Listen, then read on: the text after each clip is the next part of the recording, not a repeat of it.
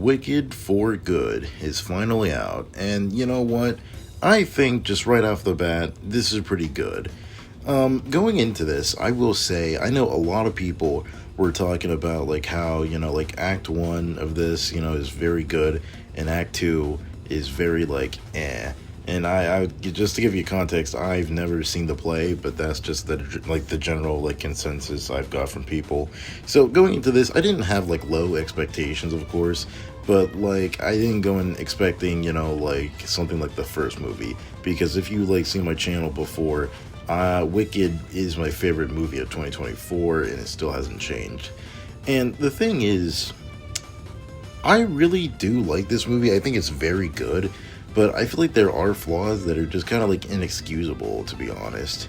Because the reason why I love the first one is for a multitude of many reasons. With the costumes, the set design, the music, and just the characters in general.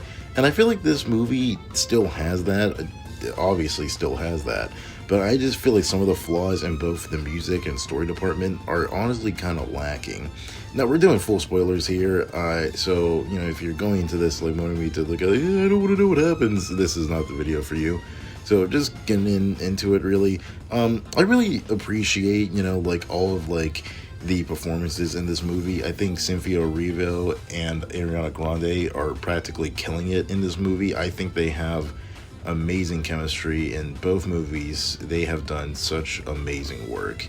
Everyone else is doing very good. I really love like all the like key players in this. Standout, of course, is Jeff Goldblum. That's that Pittsburgh love. I got like hometown, my man, hometown. I think everyone else is doing pretty good. Just standard stuff. I think just in general, this movie has like amazing art direction and just like amazing set design. I think it still carries a lot from the first film that makes this a very good watch. Like, if you don't think the story is good, then you have to at least like admit that like just the general like iconography of Oz and just like the wonderful get it nature of it is just awe-inspiring, to be honest. Where the flaws do come in, because I feel like that's the main subject that I just really want to get into here, is the story. I really love like the whole story of Wicked from part one, and they did a good job carrying that into part two. But I just feel like after like they did the whole weather storm thing, and we just followed the just the original 1939 movie, it kind of loses it. And I don't mean lose it as in like, oh dude, it just drops in quality. I just mean it is so rushed and so fast paced, and it's not in a way to where like, oh man, this is garbage. I mean more so to where like I wish this movie had time to breathe, because this movie is 2 hours and like 17 minutes. And my thing is like I don't know what they could have done with this to make this like a better, like more cohesive movie, because this movie has so much stuff it needs to get done.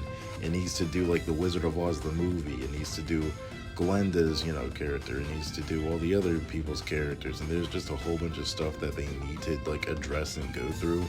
I feel like they don't have time to like flesh out like other characters. Like a big thing that I kind of just took for granted, I guess, in Wicked part one was the amount of like background characters and kind of like just like the school like classmates and all that stuff.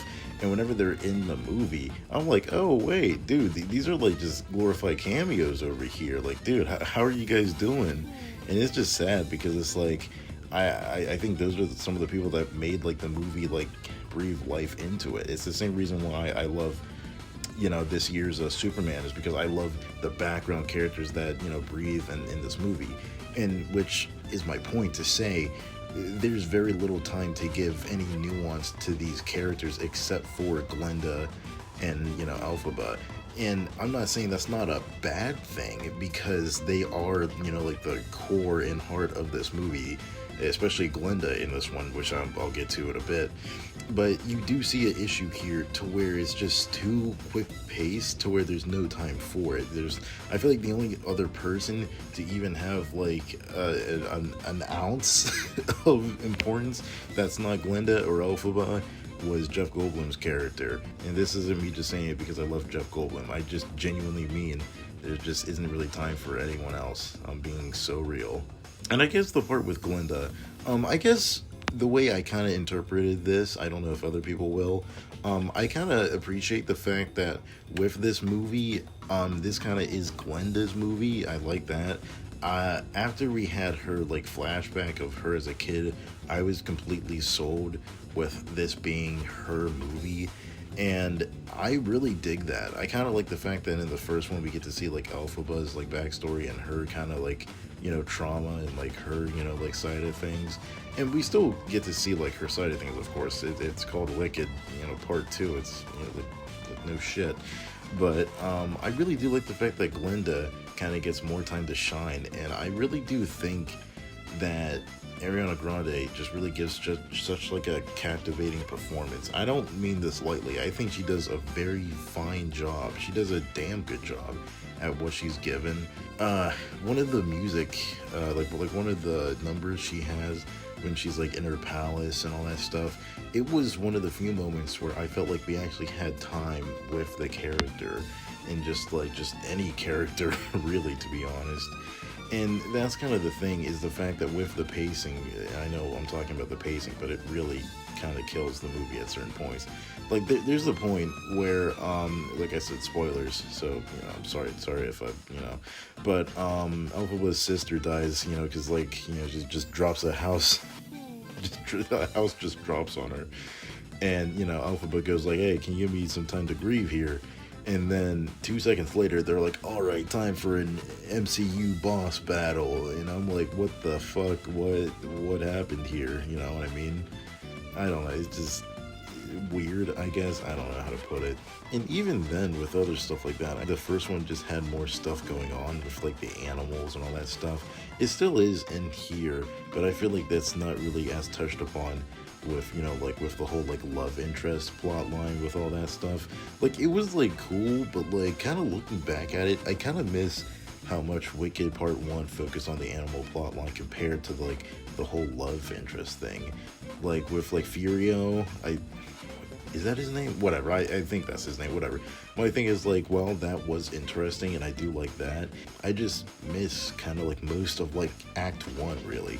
And speaking of Act 1, and I'm gonna get to this now, the music, dude, the music is not as good as Part 1. I'm sorry to say this, I don't know if you liked, like this movie's music. And don't get me wrong, there are like some bangers, but like the only song I could think of after like watching, I just got out of the theater like a few hours ago. The only song I could really think of that had like an impact on me was Wonderful.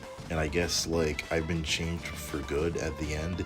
But like most of this stuff is like, it's not gonna be popular if I'm gonna be real. Which isn't like a bad thing. I don't think they're like any like bad songs. I just don't think it's anything that's gonna be like topping the charts, to be honest. And that's kind of just how this movie is in general, to where it does a very serviceable and very good job, but it doesn't really capture what the first movie had. And I think just my expectations of like Wicked in general, after I saw it the first time in theaters last year, it made me want the same thing. And I should have known with how Act 2 is perceived by people that I just was never going to get that. And I'm fine with that, because I think in general this still is an 8 out of 10. This still is a very fine movie with great... I can't sing songs. I can't. There's only one song I remember. It has great performances, great costumes, great production, great like just iconography in general. And overall it was a pretty good time. If you haven't seen it, I think you should. I think this is going to be like one of the biggest movies of the year. And don't forget to comment, like, and subscribe. Tell me what you think about Wicked, and that's about it. See ya.